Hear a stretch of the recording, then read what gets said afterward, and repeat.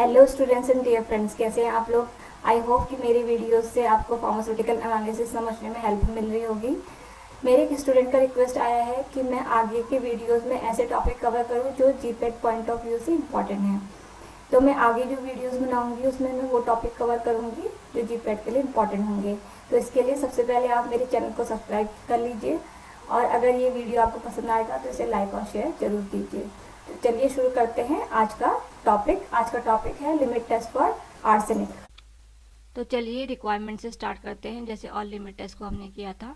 तो फर्स्ट है एपरेटस। यहाँ पे एपरेटस में थोड़ा चेंज है। और लिमिट टेस्ट में हम सिंपल एपरेटस यूज़ करते थे, जैसे नेस्ला सिलेंडर, ग्लास रॉड।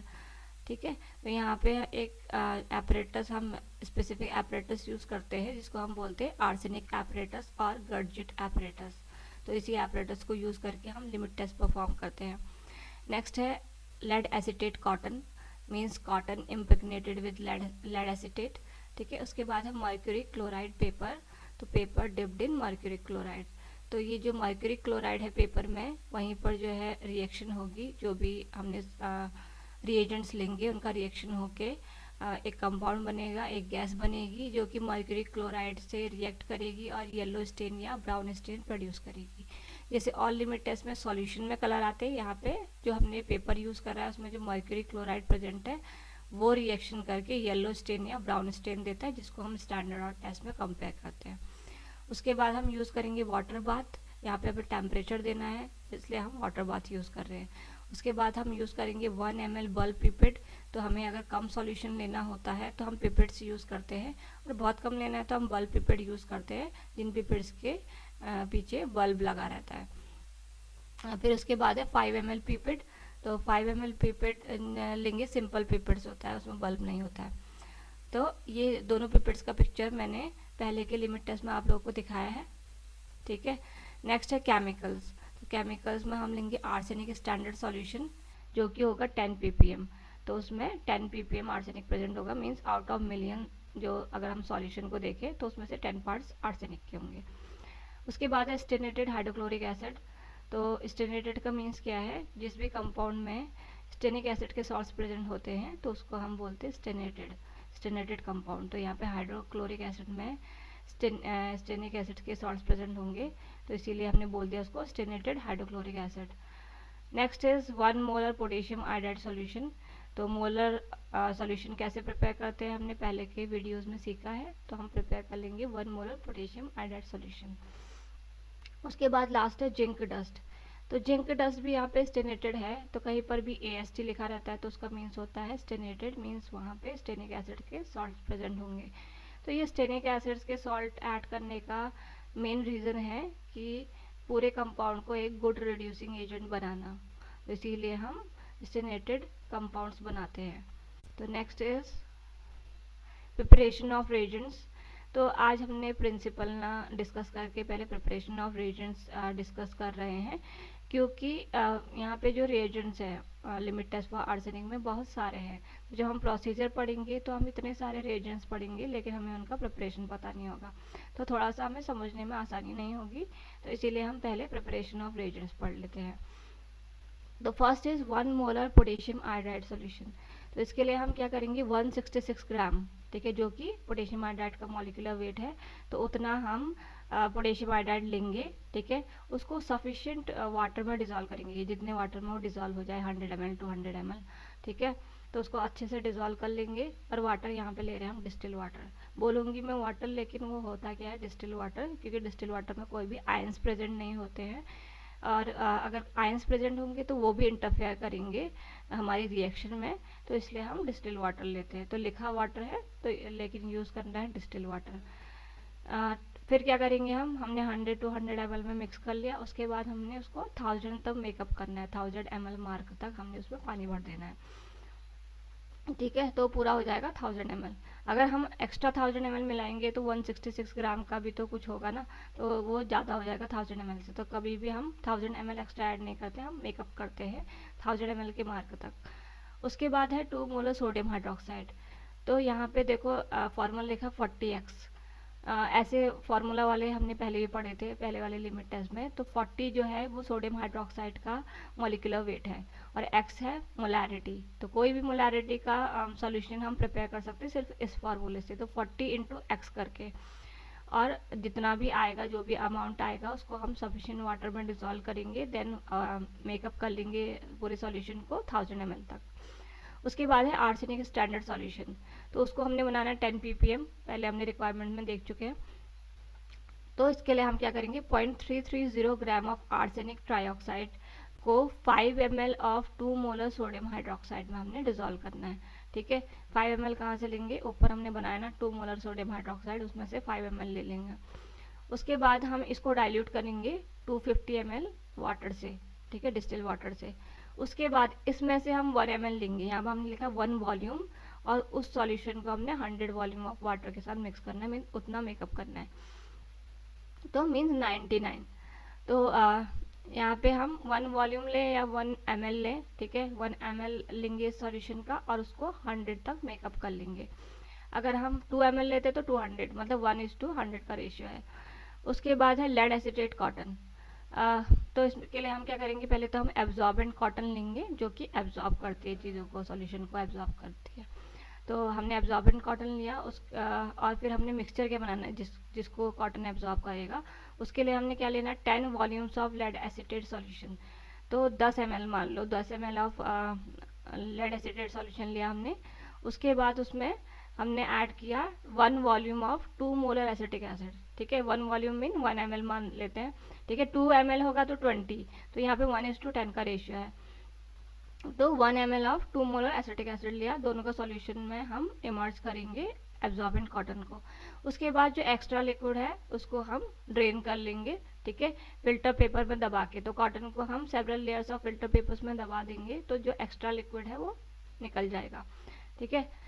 लेकिन हमको उसको स्क्वीज़ नहीं करना है, ठीक है, तो हमको उसको दबा के नहीं, निचोड़ना नहीं है, लेकिन उसको फिल्टर पेपर क्या होते हैं, एब्जॉर्ब कर लेते हैं। तो एक्स्ट्रा लिक्विड्स को एब्जॉर्ब कर लेंगे एक्स्ट्रा लिक्विड को, और उसमें जितना चाहिए हमें उतना लिक्विड बचा रह जाएगा कॉटन में।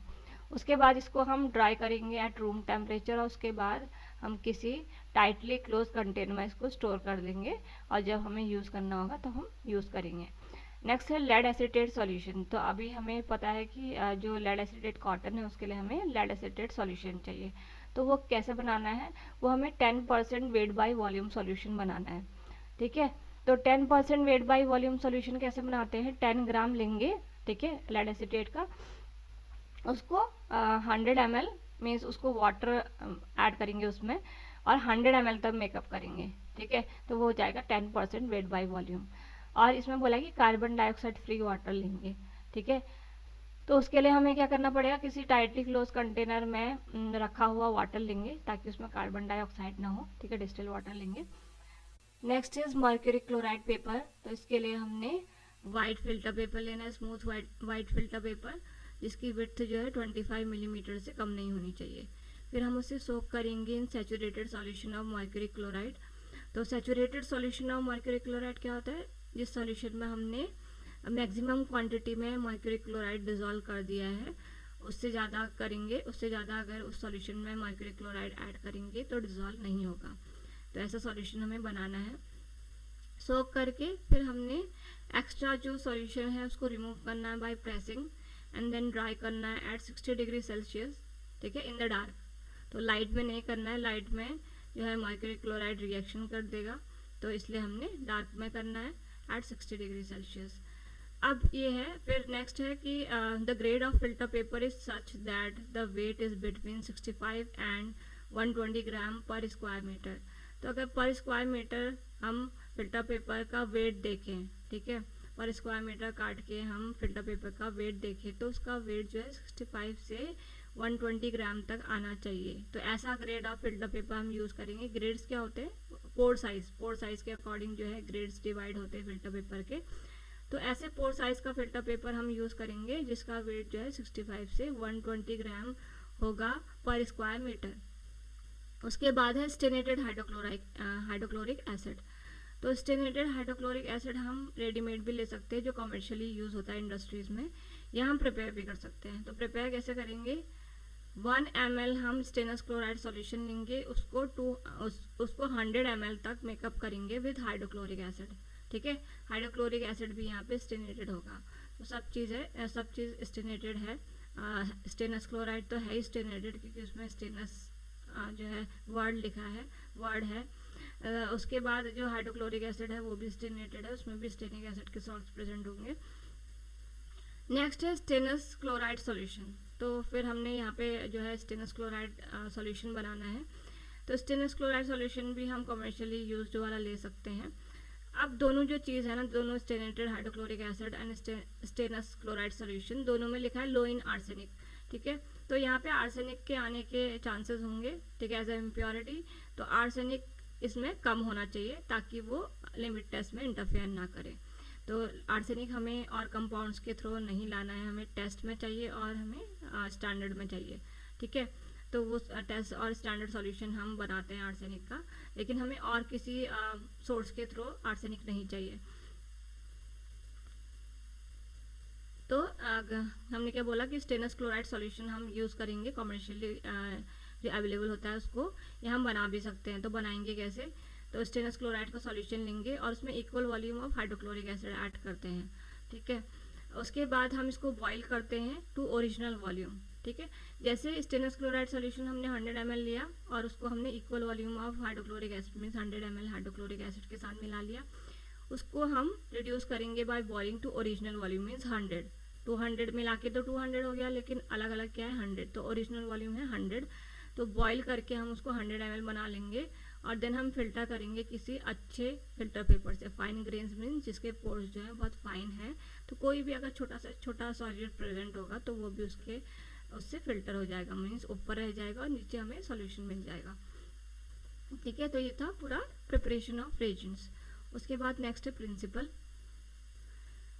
तो यहाँ पे प्रिंसिपल क्या है कि हम आर्सेनिक का लिमिट टेस्ट करें तो हम प्रिंसिपल भी आर्सेनिक इम्प्योरिटी से ही स्टार्ट करते हैं। तो फर्स्ट क्या होता है कि जो आर्सेनिक इम्प्योरिटी होती है उसको हम आर्सेनियस एसिड में कन्वर्ट करते हैं। तो सीधा आर्सेनिक एसिड में कन्वर्ट नहीं होता है, पहले आर्सेनिक इम्प्योरिटी जो है आर्सेनिक एसिड में कन्वर्ट होती है, देन आर्सेनियस एसिड में कन्वर्ट होती है in the presence of reducing agents like potassium iodide, zinc, hydrochloric acid and stannous chloride. ठीक है, next step, arsenious acid will be converted into arsine gas. ठीक है, यहाँ पर भी हमें रिड्यूसिंग एजेंट चाहिए, लेकिन यहाँ पे अलग है, यहाँ पे नेसेंट हाइड्रोजन यूज होती है by the reaction of zinc and hydrochloric acid. तो जिंक और हाइड्रोक्लोरिक एसिड के रिएक्शन से जो नेसेंट हाइड्रोजन प्रोड्यूस होती है वो यहाँ पे रिड्यूसिंग एजेंट की तरह काम करती है। तो नेसेंट हाइड्रोजन क्या होता है? हाइड्रोजन का एटम। वैसे hydrogen as a molecule present होता है, लेकिन कुछ रिएक्शन में नेसेंट हाइड्रोजन भी प्रोड्यूस होते हैं जो कि हाइड्रोजन के एटम्स होते हैं और बहुत ही रिएक्टिव होते हैं और रिड्यूसिंग एजेंट की तरह काम करते हैं। तो उन्हीं का यूज यहाँ पे हुआ है। ठीक है, नेक्स्ट है जो आर्साइन गैस लिबरेट हुई वो रिएक्ट करेगी मर्क्यूरी क्लोराइड पेपर के साथ और येलो स्टेन फॉर्म करेगी, या किन्हीं केसेस में ब्राउन स्टेन भी फॉर्म होते हैं। तो ये था इसका प्रिंसिपल। अब यहाँ पे एक लाइन है लास्ट में कि लेड एसिटेट कॉटन को हम किस लिए यूज करते हैं, उसका यूज लिखा है। तो उसको हम हाइड्रोजन सल्फाइड के ट्रेसेस को रिमूव करने के लिए यूज करते हैं। नेक्स्ट आर सब इम्पॉर्टेंट पॉइंट्स। ठीक है, तो फर्स्ट है stannous chloride is use for complete evolution of arsine. तो आर्सेनिक इम्प्योरिटी से आर्साइन गैस के कन्वर्जन तक स्टेनस क्लोराइड का क्या काम है कि वो क्या करेगा, वो complete evolution of arsine gas cause करेगा। उसके बाद zinc, potassium iodide and stannous chloride is used as reducing agent. ठीक है, तो तीन चीजें यहाँ पे as a reducing agent use हो रही है, zinc, potassium iodide and stannous chloride. Next, hydrochloric acid is use to make the solution acidic. तो जो लिमिट टेस्ट है वो एसिडिक सॉल्यूशन में परफॉर्म हो रहा है, तो हमें चाहिए एसिड, तो हम यहाँ पे यूज करें हाइड्रोक्लोरिक एसिड। नेक्स्ट है लेड एसिटेट पेपर या लेड एसिटेट कॉटन। तो ये किस लिए यूज होता है? ये कोई भी हाइड्रोजन सल्फाइड जो फॉर्म होता है उसको ट्रैप करने के काम आता है।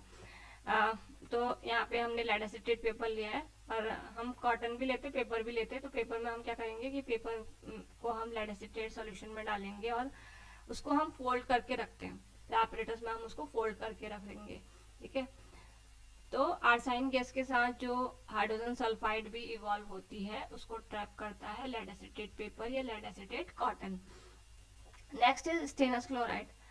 तो स्टेनस क्लोराइड जो कि स्टेनेटेड हाइड्रोक्लोरिक एसिड में प्रेजेंट होता है वो रिड्यूस करता है आर्सेनिक को आर्सेनियस आयंस में। नेक्स्ट है hydrogen gas liberated also act as a carrier gas for arsine. तो जो हाइड्रोजन गैस रिलीज होती है वो आर्साइन के लिए एक कैरियर गैस की तरह एक्ट करती है, मींस उसको ऊपर तक उसको मर्क्यूरी क्लोराइड पेपर तक ले जाती है ताकि आर्साइन गैस मर्क्यूरी क्लोराइड पेपर के साथ रिएक्ट करे और स्टेन फॉर्म करे। उसके बाद एपरेटस में आते हैं। एपरेटस में एक जो ट्यूब होती है उसके लोअर एंड में एक साइड होल होता है। तो क्या हो जाता है कि जैसे हमने यहाँ पे टेम्परेचर दे रहे हैं तो बहुत जो सॉल्यूशन है, बहुत जो लिक्विड्स हैं वो वेपर्स बनते हैं और उसके बाद कंडेंस हो जाते हैं। ठीक है, तो अब कंडेंस होंगे तो ट्यूब में फिर से फिल हो जाएंगे। तो जो यहाँ पे हाइड्रोजन गैस इवॉल्व हो रही है तो उसके प्रेशर से जो लिक्विड है वो पूरा ट्यूब में ऊपर तक बढ़ जाता है। ठीक है, तो मतलब ऊपर चले जाएगा। जैसे हाइड्रोजन गैस ऊपर उठेगी तो लिक्विड भी ऊपर को जाने की कोशिश करेगा और ब्लॉकेज जो है ब्लॉक करेगा ट्यूब को। ठीक है, तो प्रिवेंट करने के लिए, इस ब्लॉकेज को प्रिवेंट करने के लिए हम क्या करते हैं, एपरेटस में एक साइड होल दे देते हैं ताकि जो प्रेशर बिल्डअप है हाइड्रोजन गैस की वजह से वो निकल जाए। तो ये थे important points. Next is description of apparatus. तो अब यहाँ पे एक नया एपरेटस है ऑल लिमिट टेस्ट से हटके, तो हम उसको पूरा अच्छे से समझ लेते हैं। तो यहाँ पे क्या है, हमने एक बॉटल देख रहे हैं नीचे, तो वो 100 ml की बॉटल होती है या कोनिकल फ्लास्क हम ले लेते हैं। ठीक है, उसके बाद उसमें एक रबर स्टॉपर हो सकता है या एक ग्राउंड ग्लास स्टॉपर हो सकता है, मीन्स एक ग्लास का स्टॉपर भी ले सकते हैं और रबर का स्टॉपर भी ले सकते हैं। ठीक है, उसमें फिर एक होल होगा जिससे ग्लास ट्यूब पास करेगी और वो ग्लास ट्यूब का डायमेंशन होगा 20 centimetre into 5 millimetre, means 20 centimetre उसकी लेंथ होगी और 5 मिलीमीटर उसकी विड्थ होगी। ठीक है, उसके बाद जो लोअर पार्ट है, अब ट्यूब के लोअर पार्ट में जाते हैं, हम देख रहे हैं इस फिगर में कि नीचे को वो जो है थोड़ा सा उसका डायमीटर कम हो जा रहा है। ठीक है, ट्राइंगल शेप में हो जा रहा है, मीन्स वहां पे एक होल है उस ट्यूब में। तो जो लोअर पार्ट है ट्यूब का, उसका इंटरनल डायमीटर होता है 1 मिलीमीटर और उसमें एक होल होता है जिसका डायमीटर है 2 to 3 मिलीमीटर। ठीक है, तो ये हो गया पूरा नीचे के ट्यूब की बात। उसके बाद ट्यूब में एक अपर एंड भी होता है। ठीक है, तो अपर एंड जो है ट्यूब का वो उस पर एक फ्लैट सरफेस होती है। ठीक है, तो जो एक्सिस ऑफ ट्यूब है, ठीक है, जैसे एक्स एक्सिस है ट्यूब का, तो उसके राइट एंगल में एक फ्लैट सरफेस होती है ट्यूब में। तो फ्लैट सरफेस किस लिए होती है उसको हम आगे देखेंगे। फिर यहाँ पे हमने एक ट्यूब की बात कर ली, यहाँ पे हम दो ट्यूब यूज करते हैं। ठीक है, दो ट्यूब को जोड़ के हम यूज करते हैं। तो जो सेकेंड ग्लास है, सेकेंड ग्लास ट्यूबिंग है, उसका इंटरनल डायमीटर तो सेम होता है लेकिन उसकी लेंथ थोड़ा कम होती है, वो होती है 3 सेंटीमीटर लॉन्ग। ठीक है, उसमें भी एक फ्लैट सरफेस होता है नीचे, मतलब इसमें ऊपर है तो उसमें नीचे एक फ्लैट सरफेस होगा। दोनों फ्लैट सरफेस से हम उनको जोड़ देते हैं। ठीक है, अब जोड़ तो देते हैं लेकिन वो ऐसे नहीं जुड़ जाएंगे। ठीक है, फ्लैट सरफेस अगर दोनों के रख दिए तो ऐसे नहीं जुड़ जाएंगे, गिरेंगे। तो उसके लिए हम उसको क्या करते हैं, किसी स्प्रिंग से, स्पाइरल स्प्रिंग से या क्लिप से उसको हेल्प कर देते हैं। जैसे यहाँ पर क्लिप लगाई है, आप फिगर में देख सकते हैं। उसके बाद जो लोअर ट्यूब है उसमें हम इंसर्ट करते हैं 50 to 60 mg of lead acetate cotton. एक स्मॉल प्लग ऑफ कॉटन हम जो है इंसर्ट कर देते हैं। यहाँ पे फिगर में लिखा है लेड एसिटेट कॉटन, तो जो लोअर ट्यूब है उसमें हम इंसर्ट करते हैं स्मॉल प्लग ऑफ कॉटन, या हम rolled piece of lead acetate paper भी जो है रख सकते हैं जिसका वेट होगा 50 to 60 mg। फिर क्या करेंगे कि जो फ्लैट सरफेस है ट्यूब का, वहां पे हम जो फ्लैट सरफेस है दोनों ट्यूब की, वहां पर हम मर्क्यूरी क्लोराइड पेपर रखते हैं। ठीक है, इसीलिए हमने फ्लैट सरफेस बनाया कि पेपर जो है इजीली वहां पे हम रख सके। तो मर्क्यूरी क्लोराइड पेपर का जो डायमेंशन है यहाँ पे 15 मिलीमीटर इंटू 15 मिलीमीटर है, तो फ्लैट सरफेस का डायमेंशन भी उतना ही होगा। तो ताकि जो मर्क्यूरी क्लोराइड पेपर है वो जो होल है ट्यूब के होल्स भी होंगे ना दोनों ट्यूब के, तो उसको वो जो है कवर कर सके। ठीक है। नेक्स्ट हमने बात करी थी अभी इम्पोर्टेंट पॉइंट में, एक साइड होल होता है। तो जो साइड होल प्रेजेंट होता है इन द ट्यूब, नीचे हम देख रहे हैं, नीचे जहाँ पर पॉइंटेड है ट्यूब उसकी थोड़ा सा ऊपर एक होल है। तो जो साइड होल प्रेजेंट है लोअर एंड ऑफ ट्यूब में, हमने अभी डिस्कस किया कि वो कंडेंस लिक्विड को प्रेशर मींस उसमें प्रेशर बिल्डअप ना हो और वो ब्लॉकेज ना करे, तो उसके लिए उसको प्रिवेंट करता है। ठीक है। तो जो भी कंडेंस लिक्विड है वो हाइड्रोजन गैस के प्रेशर से ऊपर आ सकती है और ब्लॉकेज जो है कॉज कर सकती है, तो उसको प्रिवेंट करता है साइड होल। तो ये था description of apparatus. Next is procedure. तो प्रोसीजर में हम जैसे कि और लिमिट टेस्ट में पढ़ा था हमने टेस्ट सॉल्यूशन और स्टैंडर्ड सॉल्यूशन, लेकिन यहाँ पे हमें टेस्ट स्टेन और स्टैंडर्ड स्टेन प्रिपेयर करना है। तो फर्स्ट हम टेस्ट स्टेन के लिए देखते हैं क्या है प्रोसीजर। तो हम इसमें क्या करेंगे, जो हमारा भी जो भी सैंपल है जिसमें हमने आर्सेनिक इम्प्योरिटी को देखना है, तो उसको हम उस सैंपल को हम डिजोल्व करेंगे इन 50 ml ऑफ डिस्टिल वाटर। ठीक है। तो फार्माकोपियाज में स्पेसिफाइड होगा किस फार्मास्यूटिकल प्रिपरेशन के लिमिट टेस्ट के लिए हमने कितना क्वांटिटी यूज करना है। तो उतना क्वांटिटी हम लेके उसको 50 ml डिस्टिल वाटर में डिजोल्व कर लेंगे। देन हम उसमें ऐड करेंगे 10 ml of stannated hydrochloric acid. Then we will transfer it into the arsenic apparatus बोतल। तो जो भी नीचे बॉटल है आर्सेनिक एपरेटस की, उसमें हम इसको ट्रांसफर कर लेंगे। Then we will add 5 ml of 1 molar potassium iodide solution and 10 gram of zinc, स्टेनेटेड zinc. ठीक है। उसके बाद हम एपरेटस को इमीडिएटली असेंबल कर लेंगे एंड जो बॉटल है उसको इमर्स कर लेंगे इन वाटर बाथ। तो जो पूरा एपरेटस है लिमिट टेस्ट का, उसको हम वाटर बाथ में रख देंगे ऐसे टेम्परेचर में, ताकि जो गैस है, जो आर्साइन गैस इवॉल्व हो, वो यूनिफॉर्म रेट में इवॉल्व हो। तो टेम्परेचर हम सेट कर लेंगे। हम देखेंगे कि जिस टेम्परेचर पे जो आर्साइन गैस है वो यूनिफॉर्मली रिलीज हो रही है, तो उस टेम्परेचर पे जाके हम उसको वाटर बाथ को सेट कर लेंगे आफ्टर 40 मिनट्स। तो 40 मिनट्स तक हमने ये प्रोसीजर करना है। ठीक है। टेम्परेचर से देना है। उसके बाद हम देखेंगे कि उसके बाद जो है आर्साइन गैस रिलीज होने लग जाएगी और वो मर्क्यूरी क्लोराइड पेपर से रिएक्ट कर चुकी होगी और हमें स्टेन दिख जाएगा। तो फिर हमने उस स्टेन को ऑब्जर्व करना है कि वो स्टैंडर्ड से हल्का है या स्टैंडर्ड से डार्क है। तो नेक्स्ट इज स्टैंडर्ड स्टेन। तो स्टैंडर्ड स्टेन प्रिपेयर करने के लिए हम क्या करेंगे, जो आर्सेनिक स्टैंडर्ड सॉल्यूशन है, तो यहाँ पे हम स्टैंडर्ड सॉल्यूशन ले रहे हैं। तो हमने स्टैंडर्ड सॉल्यूशन बनाना सीखा था पहले, तो उसका हमने लेना 1 ml। ठीक है। 1 ml लेंगे आर्सेनिक स्टैंडर्ड सॉल्यूशन को सीधा आर्सेनिक एपरेटस बोतल में, उसको 50 ml तक डाइल्यूट कर लेंगे विद वाटर। ठीक है। उसके बाद हमने ऐड करना है 10 ml of stannated hydrochloric acid and next we will add 5 ml of 1 molar potassium iodide and 10 gram of stannated zinc.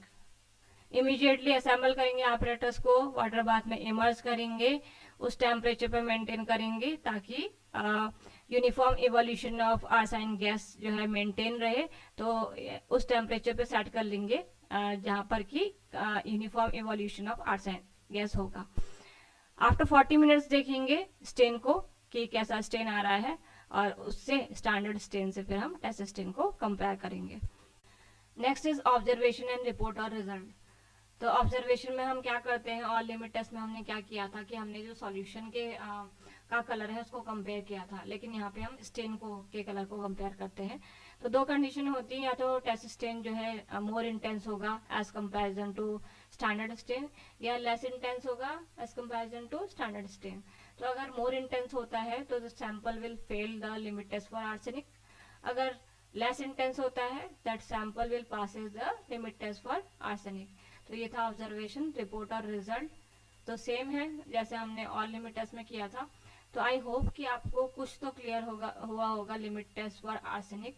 तो और समझने के लिए आप इसको रिवाइज कीजिए, और जो भी कंफ्यूजन या जो भी क्वेश्चन है आप मुझे कमेंट सेक्शन में लिखकर भेज सकते हैं।